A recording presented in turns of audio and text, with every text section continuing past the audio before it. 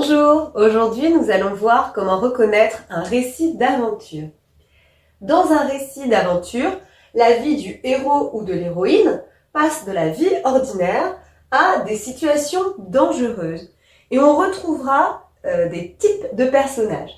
Donc les personnages que l'on retrouvera dans un récit d'aventure, eh bien évidemment il y aura un héros ou une héroïne qui sera le personnage principal.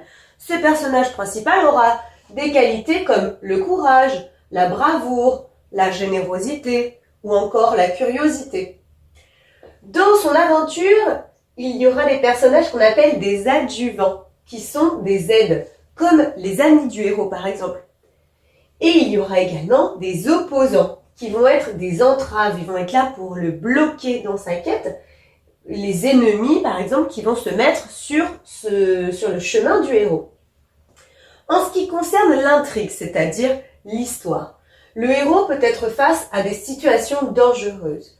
Au départ, il y aura ce qu'on appelle un élément déclencheur, comme une rencontre, et c'est ce qui va amener justement à ce récit d'aventure. Suivra bien souvent un départ, qui amènera ce départ dans un lieu qui sera dépaysant, donc il y aura un dépaysement, et là interviendront des actions, des péripéties et du suspense. En ce qui concerne le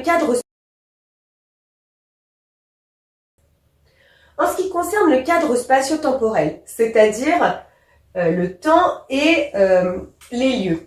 Eh bien, les lieux sont souvent des endroits magnifiques, incroyables. Alors, ça peut se passer dans des endroits imaginaires, comme le voyage au centre de la Terre, par exemple, de Jules Verne, puisqu'à l'intérieur de la Terre, il n'y a pas ce type de paysage, mais aussi sur une île exotique ou encore dans le Grand Nord. Au niveau des temps, eh bien souvent le récit est au passé simple, et en ce qui concerne le but et l'objectif du récit d'aventure, évidemment il y a l'idée de divertir, de faire en sorte que le lecteur s'amuse, et parfois il y a ce qu'on appelle une visée didactique, c'est-à-dire que ça fait apprendre quelque chose, on peut en tirer un enseignement, un message.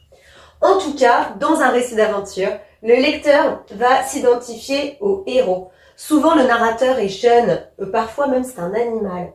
Et en fait, eh bien, le simple fait que toi, en tant que lecteur, tu te sentes en connivence, c'est-à-dire que tu t'identifies à ce héros, eh bien, ça te donne normalement envie de lire.